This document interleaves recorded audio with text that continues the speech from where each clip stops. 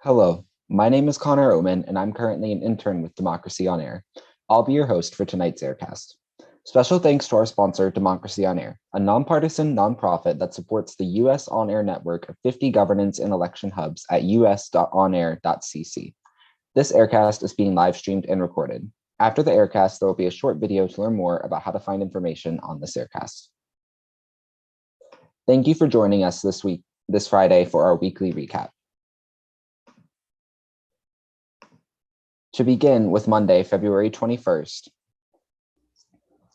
Putin mulls the independence of separatist Ukraine regions. Russian President Vladimir Putin convened top officials Monday to consider recognizing the independence of separatist regions in eastern Ukraine, a move that would ratchet up tensions with the West amid fears that the Kremlin could launch an invasion of Ukraine imminently. The meeting of the Presidential Security Council comes amidst a spike in skirmishes in eastern Ukraine and that Western powers believe Russia could use as a pretext for an attack. Sustained shelling continued Monday in the long-running conflict between Ukrainian government forces and pro-Moscow separatists. On Tuesday, February 22nd, Putin orders troops into the pro-Russian regions of eastern Ukraine. Russian President Vladimir Putin has ordered troops into separatist-held parts of eastern Ukraine in what the Kremlin called a peacekeeping mission, just hours after he signed decrees recognizing the independence of the Moscow-backed regions of Donetsk and Luhansk. U.S. Ambassador to the UN, Linda Thomas-Greenfield, told an emergency meeting of the UN Security Council Monday evening that Putin's recognition of the pro-Moscow regions was an, quote, attempt to create a pretext for a further invasion, end quote. She said his claims that Russian forces are entering those regions as, quote, peacekeepers, end quote, is nonsense. On Wednesday, February 23rd, Russia moving forces and tanks into eastern Ukraine, Latvian Prime Minister says. Russian troops have moved into the eastern region of Ukraine that Russia has now recognized as independent, according to the Prime Minister of NATO member Latvia, and sources familiar with the latest US intelligence assessments. Pressed specifically on whether he was referring to the entry of additional troops since Moscow recognized the two separatist regions earlier this week, Prime Minister Kristianis Kariņš replied, yes, according to the information at my disposal, this is exactly what we are seeing. Two other sources familiar with US intelligence confirmed to CNN that additional Russian troops have in fact crossed the border into the Donbas region since Russian President Vladimir Putin recognized the two regions and issued an order deploying peacekeepers into Donbas on Tuesday. On Thursday, February 24th, we have a video to present to you containing a message from the president of Ukraine following Russia's invasion.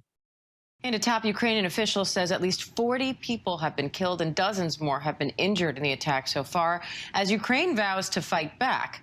Let's bring in ABC News security contributor Colonel Steve Ganyard along with John Cipher, a former member of the CIA Senior Intelligence Service, for more on this. John, I'd like to start with you. What effect have suspected Russian cyber attacks had on Ukraine's defense capabilities so far? Well, frankly, Vladimir Putin has been trying to undermine the Ukrainian government for at least the last 8 years and certainly before. So Ukraine has probably been under more cyber attacks, disinformation, subversion, sabotage than almost any country in the world. In fact, before our 2016 election, many of the things that ended up happening to us were tested in Ukraine first. So now, of course, now that there's outright war, they can just spin those things up and really push to try to destabilize and just shut down their banking and their communication system and all sorts of things. So they're under relentless pressure and have been for a long time. Now, Steve, Russian separatists claim that their forces are taking over Ukrainian government-controlled territories. How quickly has this Russian attack progressed so far? We still need to see the concrete evidence on the ground, Diane.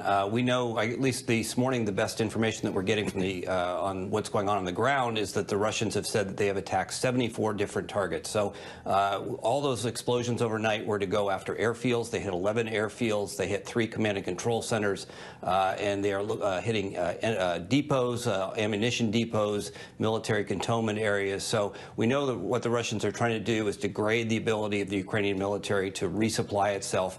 They now control the air because all of the air defenses have been taken down and many aircraft destroyed in their bunkers. So at this point, it's a sort of a step-by-step, own the air, take the military ability away from the Ukrainian government, and then go in and finish up whatever it is Mr. Putin intends to do.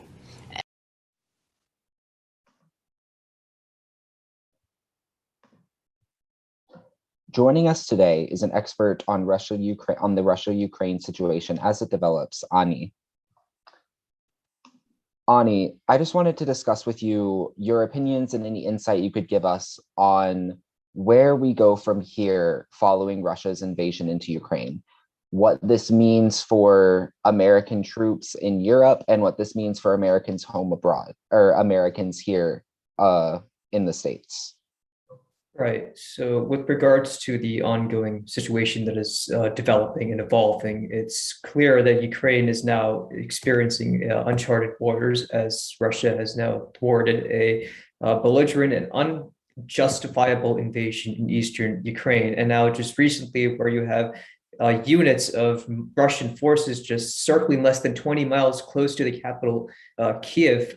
This is sending dozens of messages to Ukrainian citizens who are now fleeing their homeland from these incidents that Putin is attempting to recapture, or let's say beleaguer, the capital of Kiev, decapitate the pro-Western leadership, and even just replace the current government's leadership with a pro-Russian puppet. So this is sending dozens of signals to U.S. troops abroad that this is the time to authorize an initial deployment of U.S. forces and our NATO troops into Western Ukraine. Just recently, the NATO Supreme Allied Commander just authorized the NATO Response Force, a multinational land, sea, air, and special force unit, which is monumental and is actually historic of a response pursued by the alliance, since this is the first time that the organization has actually invoked this initiative towards dealing with the rising concerns in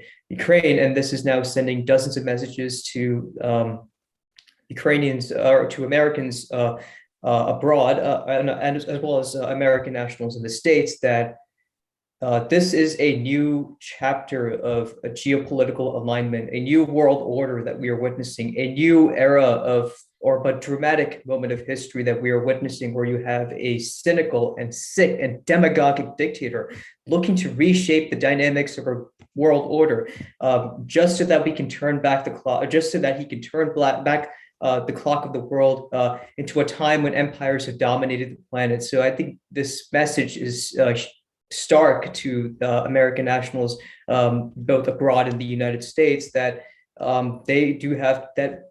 This is a dramatic and disappointing, but evolving moment of history that we are witnessing. And I feel that Americans in the States should be aware that this geopolitical alignment between Russia for the case of Ukraine and now China for the case of Taiwan is just on the cusp of changing, of creating a new Cold War era. Thank you for your insight. That concludes our show today on Friday.